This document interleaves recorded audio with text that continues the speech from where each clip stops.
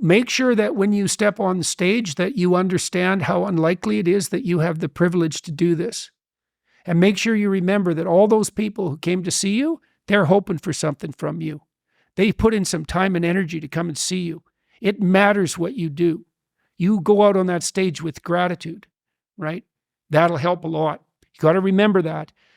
It keeps you on the ground too. You should be grateful that they're not throwing rocks at you.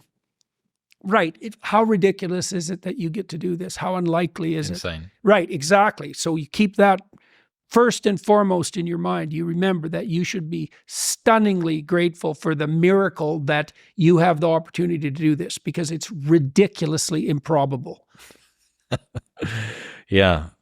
Yeah, trying to do that without getting overwhelmed is becoming an increasingly difficult task. Yeah, well, part of the way you handle that is that you parse off the jobs that other people can do. You know, when you're out on tour, the social element of that can be overwhelming. So you have to protect yourself from that to some degree.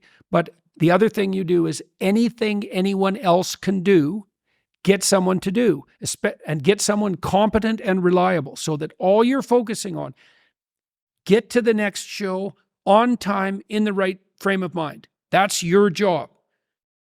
Other people have their jobs. Make sure you're surrounded by people who do their jobs. Like our tours so far, they've become increasingly well run. I don't worry about travel, hotels, meals, transportation, none of that. I worry about getting to the venue 1 hour ahead of time, getting my head in the right place, which has to do with this attitude of gratefulness that I described, and then trying to address a serious problem with all the people who are participating in the audience. And then if it's too much, then distribute the responsibility some more. How do you wind down after a show? I watched the Trailer Park Boys. Of course you do. Yeah.